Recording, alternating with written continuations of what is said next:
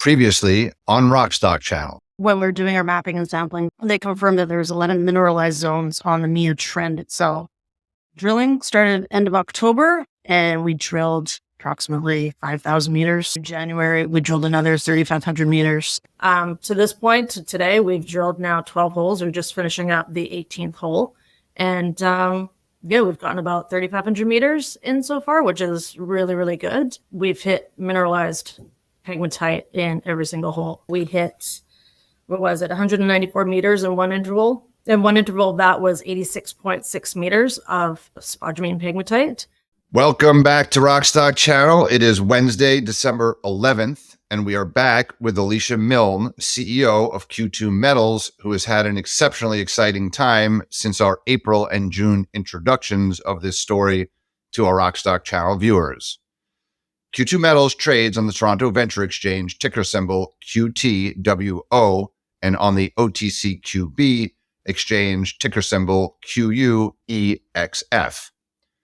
In an otherwise depressed lithium equity market this year, Q2 is up more than 3 times since we first profiled the company in April.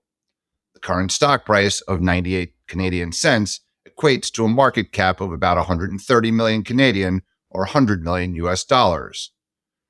Mr. Market has been following the traditional Lassonde curve, reacting to Q2's exceptional drill results at their Cisco property in Quebec that was acquired earlier this year. I caught up with Alicia at the recent Benchmark Week in Los Angeles following her extensive visit introducing the story throughout Australia and Europe. Our channel checks with the number of investors and sell-side analysts who have been modeling Q2's intercepts suggest that they've seen this movie before, with comparisons being made to Patriot Battery Metals' Corvette deposit, Azur's Andover, and even AVZ's Monono in the DRC. As a reminder, Rodney and I are not strategic advisors to, nor, sadly, invested in Q2 Metals. Yet. And we are, of course, not financial advisors, and nothing in this video should be considered investment advice. Please do your own research and read the disclaimer at the end of this video. You can follow Q2 Metals on X at Q2 Metals and also on LinkedIn. And don't forget, if you like this and other Rockstock Channel videos, please subscribe, like, and comment on this video, and hit the notification bell to be alerted when future videos are released. And you can follow Rodney and me on X, at RodneyHooper13 and at Lithium Ion Bull. And with that intro out of the way, Alicia, welcome back to Rockstock Channel and a heartfelt congratulations. Please update us. Yeah, could you please update us on the key drilling highlights since we last interviewed you in June? And then Rodney will follow up with some questions. Yeah, for sure. I can't believe it was June that we last talked. So a lot's happened since then. I think when we first talked, we had just started drilling, and we had started drilling on the CO1 outcrop. We started drilling to the west of it, and we managed to get in 17 holes over our summer program. So, we started releasing visual results pretty much about a week or two after we started drilling, and then the assay started following. I think it was July, August-ish, and we've got one more hole to go on assays, and things are looking good. Some of the highlights of our drill program. So hole 18 hit 215 meters at 1.69% Li2O. Hole 21 was the big whopper hole with 347 meters at 1.35%. And I believe it was this past Monday, that we issued our news release for holes 22 and 23, which also, 23 came in at 188 odd meters with 1.56% Li2O. So, we're hitting nice, thick, wide intervals of spodumene mineralized pegmatite. So it's been last 6 months have been a bit mind blowing, to be honest. And Alicia, it's not like you're done there. It looks like in your presentation you've got a further 6,000 to 8,000 meter drill program planned for the winter. What zones will you be targeting with that? Yeah, so that's Neil's initial sort of winter program is 6,000 to 8,000 meters continuing to test the areas that we mapped and sampled in the summertime. The program that we did this past summer with 17 holes was literally 25% of what they had mapped and sampled.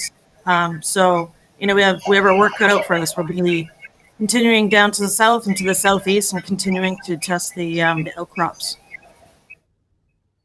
And when are you likely to cut off and waiting for the drilling and release an initial mineral resource estimate? I think at this point it's a little bit early. I mean, we to date have 17 holes in the ground, so I know Neil's plan right now is to continue testing to, essentially build out what we believe the system is and to build the scale.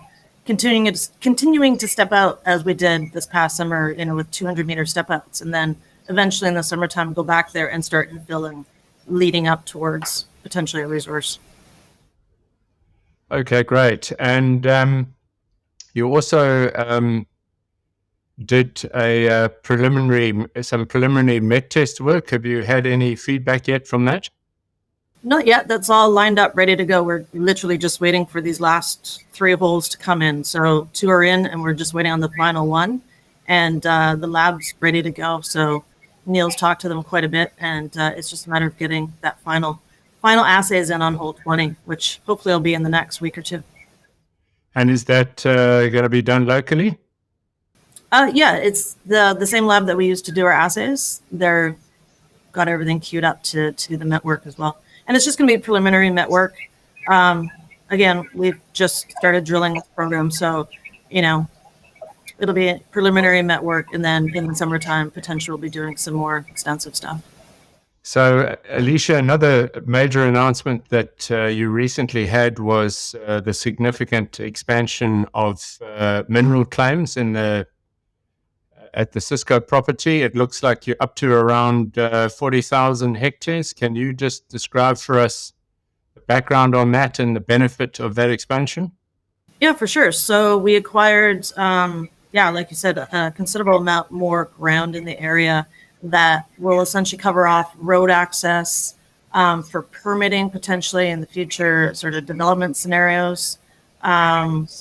It was a rather fluid agreement as well, when it's the same vendors as who we got Cisco from. So, they had the claims all staked, and it all came together pretty good. So it should be pretty good for us moving forward.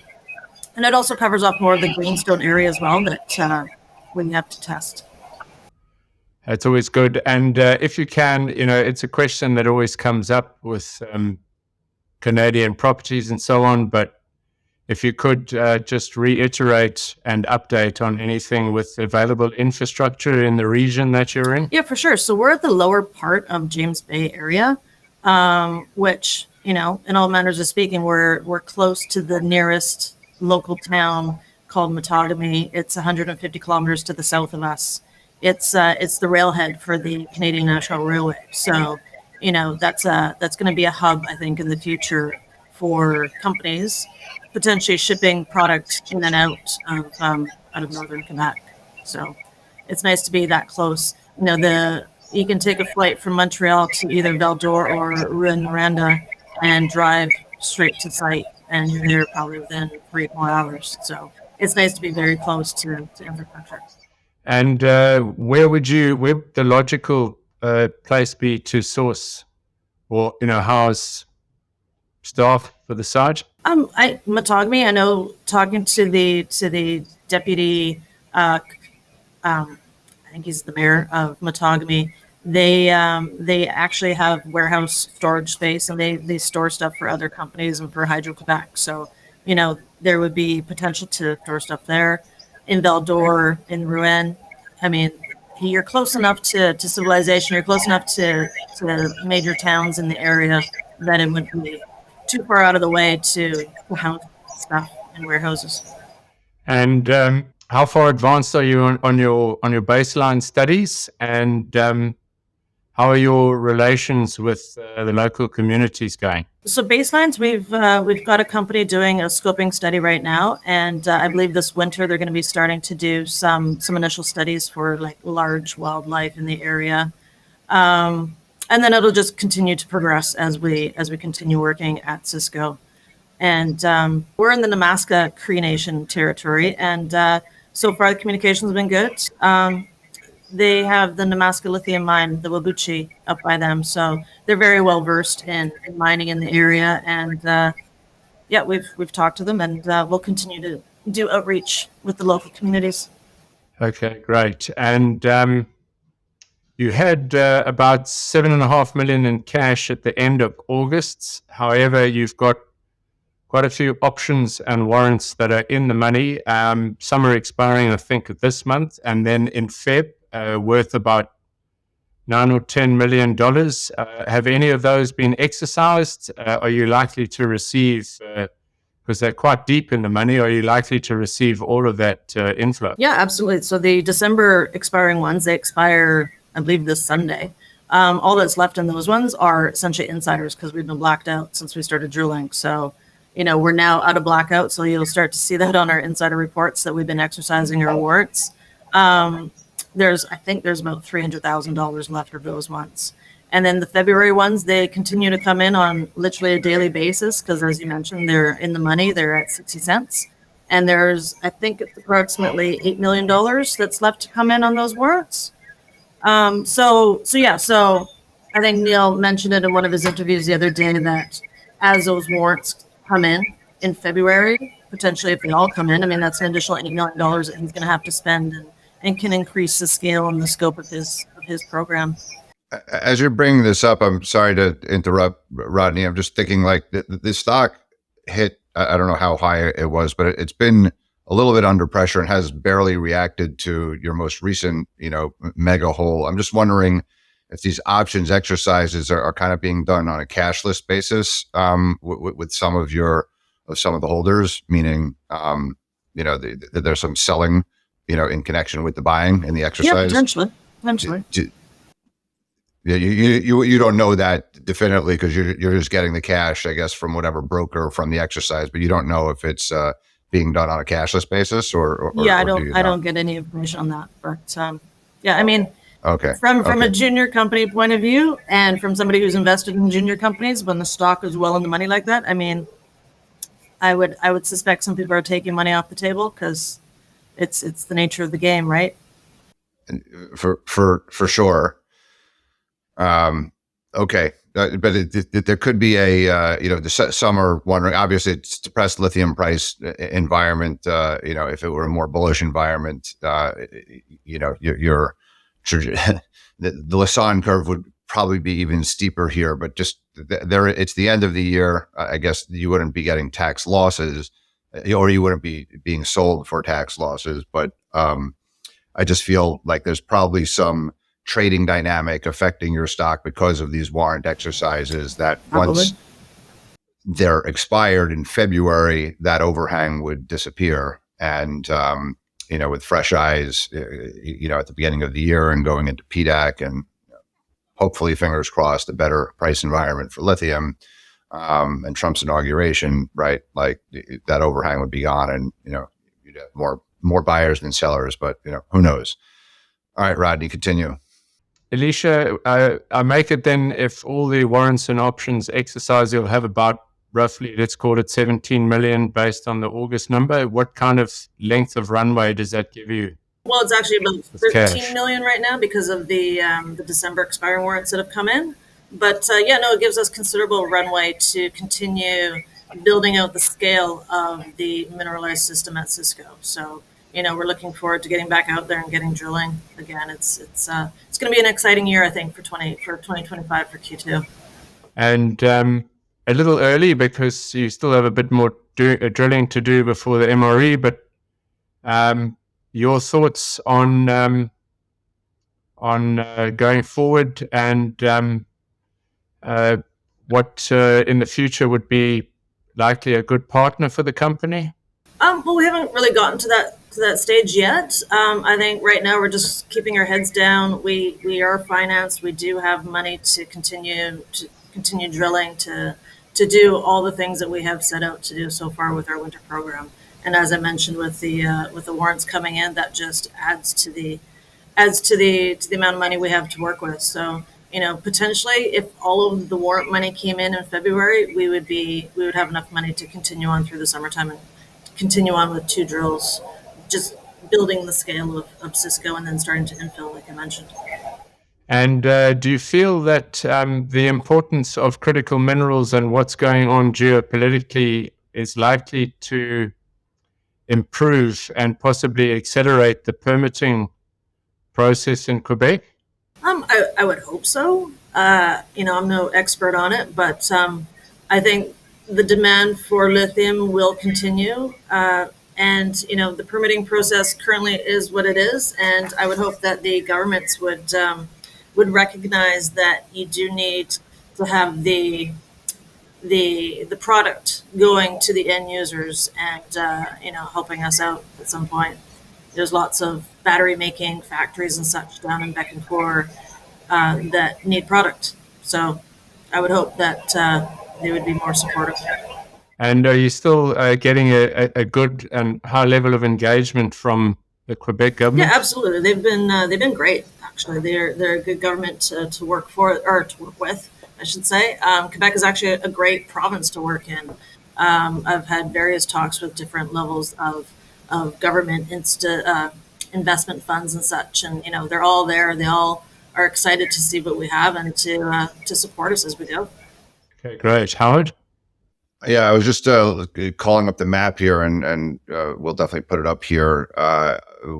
In our latest Lithium Bowl, we wrote about Sayonara Piedmont, right? So the merger, of those 2 companies.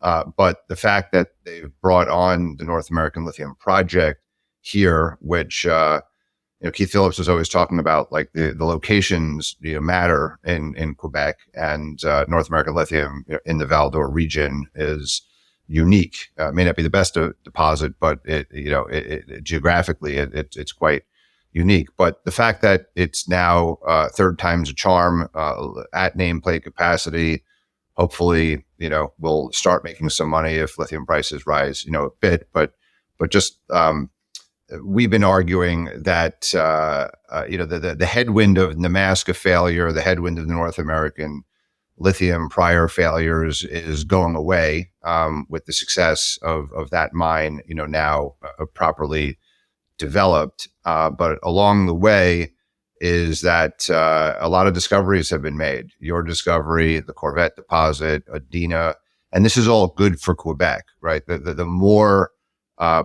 great projects are, source, industries have concentrations, they call it like districts and provinces, et cetera. So, we think, with Rio Tinto now owning Arcadium, but again, looking at the map here, the Cisco property, you said, is just a 3-hour or 4-hour drive from Val d'Or. I've been to now the Adina mine or the prospect. You need to take helicopter. It's much, much further north. I mean, Quebec is a giant province if you look at this map. So the quality of what you're having, and again, maybe I'm overstating it, or I'm just parroting what some shareholders or others who have looked at Andover and Monono have said, but the lithium deposits are not that difficult to model if you have some geographic knowledge. And I'm not going to ask you to comment on this, but people think they've already modeled well over 100, maybe 150, or even 200 million tons. So like that's enormous. And then kind of just like relative to which deposits are going to be developed first within Quebec. Permitting matters, but also geography, infrastructure, and the like. And just like looking at Cisco, I mean, it doesn't look to be like on the map. There's a road to, you said Malagami, is that the Matagami? But yeah, it just looks like a lot of places need roads built. For like, so what would you foresee? I guess, I don't know, infrastructure wise, do you think you'll have to build beyond just like a mine and a concentrator to make SE6? What do you need any other things to be built, for a route to market? Well, I'm sure the existing infrastructure will need to be upgraded. That's for sure. I mean, the town of Metagami has plans in place to build out the railhead there, to add extra kilometer length to it to house more cars for the trains.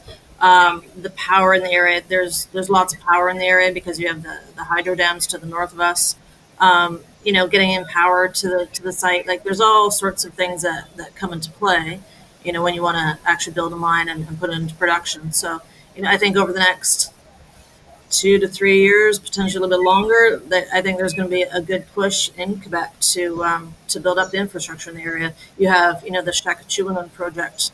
They've already got a PEA in place, and like you mentioned, Winsome with their Adina project. Like there are deposits up there, and they, if the governments and if the world wants lithium to power all their electric cars and all their electric things, then you need to be able to get it to market. So I would foresee that there's going to be some upgrades made, but your guess is as good as mine, really. Okay. We've often talked about Quebec, comparing it to the aluminum industry. It has a lot of benefits, and we've talked also just in terms of the mineralogy, the low cost power, relative to Australia and maybe some other geographies. Quebec has a lot of positive attributes, and the more high grade discoveries that are made, it just argues further that within the lithium universe of opportunities, whether it be sediment in Nevada or oil filled brines or Argentina, IRA compliant, proximity to North America, Quebec, with a 10-year time horizon, 5 to 10-year time horizon, a lot more mines and processing plants, are just have to be built. POSCO, we just saw is announcing an MOU with Hancock, and POSCO is building in Korea with Pilbara, but POSCO wants to build in Bécancour. So it's a pretty obvious, kind of hard rock, 2-carbonate and hydroxide. But you're at way earlier stage than that. You're in the excitement, early exploration phase, before an initial MRE. And it sounds like, over the next 6 to 12 months, that's going to continue to be the story, for Q2. There's just more drilling, more, progress toward, I guess a maiden resource sometime next year. And then you'll be, in a similar camp where Patriot, is, I guess, and a year or two behind, just from the mineral resource basis. But who knows, these races, who's going to be first to production and otherwise, keeps changing, because there are a number of companies from the last cycle you thought already got permitted, might already be funded and in construction, that are still waiting for partners and the like. But anyhow, that's just a editorial comment. I don't have more questions now. It's great to see you again, Alicia, and very good to end the year on a positive note with a good success story. On the scoreboard, there aren't many.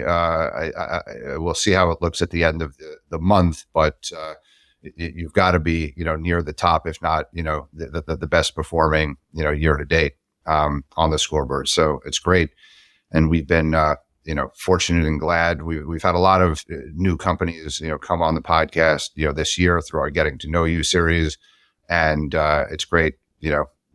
Exploration is a risky game, and you need to place bets on a number. And it's fantastic for you that it's come up with such great success. So happy Christmas and have a good New Year, and look forward to continue following and updating our viewers on the story in the new year. Definitely. Thanks, guys. Thanks for having me.